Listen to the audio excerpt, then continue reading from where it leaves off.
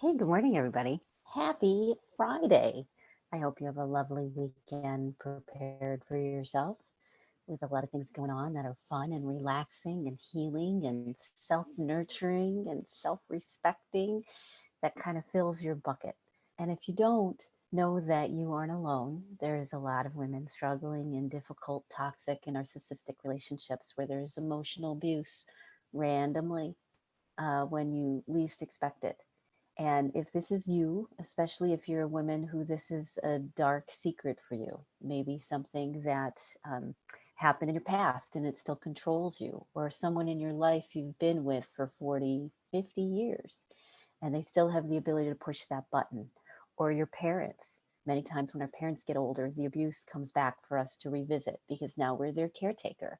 And all of their dementia brings up all of their narcissism as well. So if you're looking for a brand new relationship because you've gotten rid of the old one and you want to make it healthy, or you're trying to get out of one because you've decided after years or decades that you're not going to allow yourself to be treated this way anymore, or maybe you've had a series of relationships, one after the other through the years, over 20, 30 years, different ones that were all narcissistic, all the same type and pattern. If you are in these situations, then this is for you. This is where you want to be. Successful women who are in leadership positions who are still dealing with emotional abuse, even though the original emotional abuse was a long time ago and you dealt with it in therapy, but now it's still the thing that takes all of your energy away because you're constantly managing it and you never know what to expect. It's a crazy situation. So how does emotional abuse create IBS and other health conditions? How does that happen? So, quick thing about the body. So, when we are in fight or flight, we're in our sympathetic nervous system. Think about sympathy, feeling sorry for oneself or for someone, sympathy for anyone. And that deep upwelling of emotion that comes up, it almost feels like it controls you.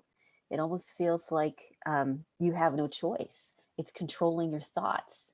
You know that there's another reality. Maybe you've studied it or been in therapy or mantra it, and you know something else exists, but your body still reacts as if it's the same trauma, as if you were still 4 or 6 or 8. It's ridiculous.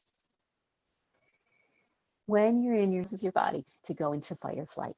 Fight or flight is a magical place to be. It's adrenaline filled and emotion filled, and you have clarity of thought, and your body feels superhuman. This is when people are able to lift up cars, or when they freeze like a rabbit. They're able to freeze. I've known women who've been in closets for 3 days because they were so scared, hiding from their narcissist, hiding from the situation. It's ridiculous for strong, self-contained, successful leadership women to be put back into this box, but it's normal. It's so normal. So when you're in a sympathetic nervous system, you're in that place of superhero status. It's a great gift to have if it's used sparingly. The problem is most of us are in our sympathetic nervous system the majority of the time, or we only get brief breaks. That hypervigilance, that hypersensitivity and awareness, especially if you're empathic, especially if you are very intuitive or feel very intuitive. You're going to be sensitive. If you have a highly sensitive nervous system, you're going to be sensitive to the people around you. You're going to be sensitive to the environment, more sensitive than other people are. On the flip side, you can be numb. When you're in your amygdala, when you're in that hyper aware superhero state for a long period of time, your resources run out. Your body can't handle it because when you're in that state, your digestive system shuts down. Your body doesn't need digestion when you're lifting up a car. It makes it makes your it rushes adrenaline into your system. So now you've got superhuman strength or superhuman abilities because adrenaline is coursing through your system, and your eyesight may be better. Everything's better. That's on the front end. But when you've been doing it for decades, you start to get sick. Because if your digestive system is always shut down and contracted, it eventually gets sick. It eventually gets toxic. It eventually gets so inflamed that it's having a hard time healing. Your intestines only have 3 cells worth of lining. If those 3 cells worth get compromised from inflammation or diverticulitis or too much acid or too many medications, what happens is it turns into IBS, and then it turns into Crohn's, because it's a chronic, constant state of irritation, of anxiety, of being in that sympathetic place. Everything that's not useful shuts down. Everything. And when you have to suppress the emotion, when you're feeling like inside you're freaking out, inside you want to be hiding in the closet, but you're really standing there instead. When you aren't allowed or aren't given the space, or don't give yourself the space to feel and process the emotion, when you're holding it back, your blood vessels narrow, especially on the skin, especially leading to your heart. So being in a chronic state of fight or flight means that, especially if you're a child while you're developing, that you end up with things like fibromyalgia. You end up with things like rheumatoid arthritis after decades of living like this. There's other components, of course, but when we are trapped in the state of got to do it, things to be done, I have to put myself last. And it's understandable. You've been in positions where you've been around crazy people who've needed you to be a superhuman every moment of every day. You weren't allowed to have any feelings or emotions. And in order for you to survive, your body shut things down. And it made your heart work harder, and that turns into heart problems. I've seen many women with heart problems based on narcissistic stress, or, as I said, fibromyalgia, because your blood vessels on your skin were shut down. They were narrowed all the time, which means that your skin didn't get the nourishment that it needs. So, and like a metamorphic rock under heat and pressure constantly, it warps things, and then it turns into the next step, the issue that's caused by this. So what do you do? Because fight or flight, if it's been going on for decades, you're probably kind of numb to it. It's just the way that you live. But it does lead to adrenal fatigue. It leads to kidney problems. It leads to digestive problems. It leads to heart problems, and very quickly. But just as quickly, you can turn this stuff around, interestingly enough. Because the other nervous system you have is the parasympathetic nervous system. That's the one where everything's cool, where I'm fine. I can see clearly. I'm relaxed. Everything seems open. I'm going through the flow. And you've probably had those peak experiences. If you're in a leadership position, hopefully you've had some peak experience in your life where you were in the flow of existence. And those were wonderful, and they probably got you where you are now. Guess what? The more often you're in your parasympathetic nervous system, the more often you're going to have those peak experiences, which keep causing you to change and evolve faster and faster in really positive, wonderful ways. When you can stay 99% out of your sympathetic nervous system and 99.5% in your parasympathetic nervous system, your body heals itself. It heals the IBS. It heals the heart problems. It heals the underlying chronic conditions, because you keep getting the stress off of your body that flips you into fight or flight, that flips you into the thing which makes whatever you're dealing with worse. And your body isn't allowed to heal itself, because when you're in fight or flight, your immune system is shut down. It doesn't work anymore, because you don't need an immune system when you're lifting a car. Duh. And when your immune system is shut down, then your body can't protect itself. It gets sick all the time. Or maybe it pushes your immune system into a hyperdrive where it's constantly trying to keep up and under a burden. It just can't, and it turns into it attacking itself. When you suppress your emotions, you're telling your body to attack itself, and it will turn into chronic health conditions. And if you ignore it, if you stay in the sympathetic nervous system the majority of the time, and a lot of you are, then it turns into a chronic health problem that then sucks your life force. It doesn't give you the ability to function. It creates all sorts of problems in your relationships, but most importantly in your health.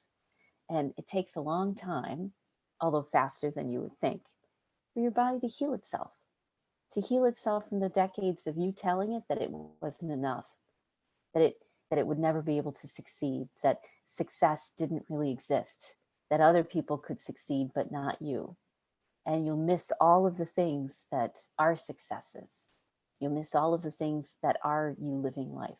So how do you flip out of this? A couple different ways. I've got 3 great tools. If you want to get out of your parasympathetic, if you want to start helping your body heal itself, if you want to start helping your immune system work properly, your digestive system work properly, your heart work properly, because it's not working a million miles a minute because you're in a freaked out space, thumping fast.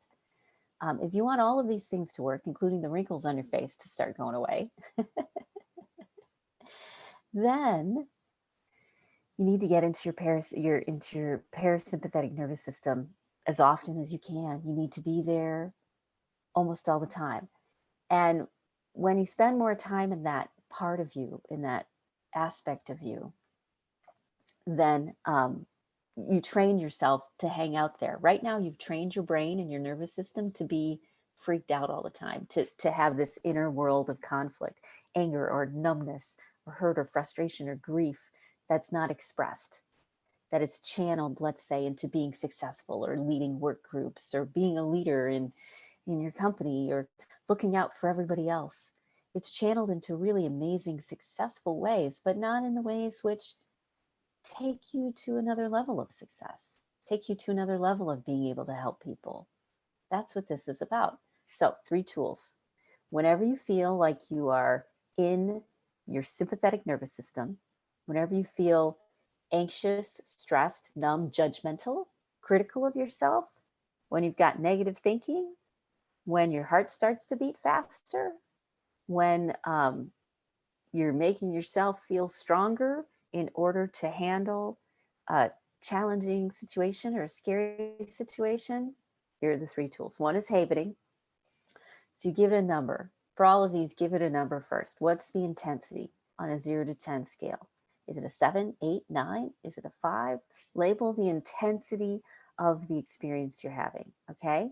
Then you're going to do something called havening. It's a binaural practice that includes touch, which is purposely calms down the sympathetic nervous system. I know, because I'm a body worker that works with touch and how to calm down the nervous system. And it cross relates to the 2 different sides of the brain. And it works on all sorts of really cool physical levels. Super simple. Give it an intensity level, 0 to 10. Let's say this feels like a 7. Stroke down your arms 20 times. We're just going to do this together. This is it. You can even be doing something else. And I know it's usually around the 10 mark when my nervous system lets go. Then I'm usually at the halfway mark. And then which it just did. And then you continue to let your body just relax and let that nervous system signal that gotta be crazy situation calm down. Now, I don't know if that was 20 or not, but I could feel the changes in my body. The first change was I relaxed, and the second change was I felt more relaxed and settled and maybe had some insight. Okay, now you label it again because it brings your past self, the one that was freaking out at 7, to the current reality. So it doesn't block it off or compartmentalize it like it's done in the past. Okay, so you give it another number. So after this, your anxiety may be at a level intensity of 4 or 3 or 2. You flipped out of your sympathetic, which is your amygdala, which is fight or flight, which is the primal part of your brain, survive at all costs, and you flipped it into your frontal lobe, where you're like, hey, I can do this. I'm okay. And your digestive system functions and your immune system functions. All right, that's havening. Look it up if you need more information. Second one are some trauma points. Take your thumb and your ring finger on either side of your nose, like on the inside of your eyebrows. Let your middle finger rest sort of in the middle of your forehead. And put your hand on the back of your skull and the top of your neck, and you hold it. These are trauma points. And you let yourself, you name, give it a number. 7, 8, 9, the intensity of the feeling.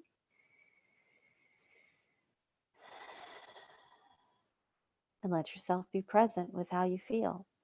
These points tap into the Asian medicine system of acupuncture, acupressure points, meridians. These are places where stress can accumulate. That's why you wrinkle, you wrinkle your forehead and you get headaches at the back of your head. These two are very related. In fact, if you moved your eyes around, if you feel carefully, you'll feel the muscles moving in the back of your head by your hand. You hold this and you let yourself be present with whatever feeling is. You don't judge it. You don't give it a bad name. You don't yell at it. Just let it be. And you can even tell yourself some nice stuff now. If you want to read some personal growth things or mantras or your goals or look at your vision board, now is a good time to do it because you're opening up. This will take you once again from your sympathetic to your parasympathetic. The last one is a questioning procedure. I don't remember the name, but it's where you question the part of you that is feeling emotional.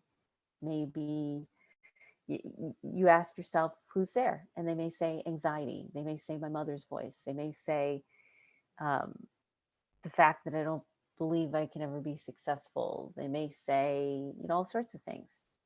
And you do it as an interview. You ask a question. You say, hey, who am I talking to? Fear. Well, what does fear have to say? Fear has to say that it's an old memory from a long time ago, and this isn't reality anymore. Well, what wisdom do you have to give? That even though things feel scary, I'm not really scared. I'm reacting to something. And it's okay because I can stop reacting to something. Okay. Do you have anything else you'd like to say? Yeah, thanks for having me come by. So you can do it like an interview, like a questioning, and that gets those thoughts and feelings cleared from your body. And then if you want to do the havening or the trauma points afterwards, that can clear out the rest. You'll start to notice the more time you spend in your parasympathetic nervous system, the happier you'll be. Your IBS will start to heal itself, heart, your chronic conditions will slow down, your Lyme's, your Epstein-Barr, your all of these things. The stress component, the sympathetic nervous system component is a big deal. And if you can get that off your plate, if you can clear that off, then guess what happens? Your body, being the miracle it is, starts to fix itself. And you start to get true clear-headedness and true emotional regulation. And you're not distracted and pulled away and your energy sucked away from your health conditions. And you don't have to worry that you're going to end up in the hospital because a narcissist got mad at you because they pushed the button because they were in a bad mood because the traffic was bad. All of these things. You don't have to live this way anymore, and you don't have to change anything. You just need to start dealing with the sympathetic and the parasympathetic nervous system. And once you do, changes happen naturally. Okay? So if you know women who are in narcissistic or toxic or emotionally abusive relationships, share this video with them because we can help us get out of this. We don't have to do it this way. And if you need help, reach out because I've got amazing women support groups, one-on-one coaching programs, anywhere from 3 months to a year, or free library of tools that you can, of all of these videos. They're searchable, they're transcribed, lots of things you can do, okay? So if you reach out, we'll start a conversation and get you going. Give me 24 to 48 hours if you do reach out because it gives me time to sort of sink into it and make sure that I'm hearing you, that I'm not just doing something because I'm fast, because I'm keeping a lot of balls juggled. So give me a day or two. And if I forget, reach out again. So I hope you have a great day. I hope you have a great weekend. Good luck. Spend a lot of time in your parasympathetic nervous system. Go outside with your feet bare, hug a tree, talk to the squirrels, look at the flowers, breathe in the air, do your breathing exercises, your mantra, your meditation. Do things which keep you in your parasympathetic. And if you do that, you are going to start feeling better and better magically and automatically. All right. So have a great rest of your day, and I'll talk to you Monday. Bye.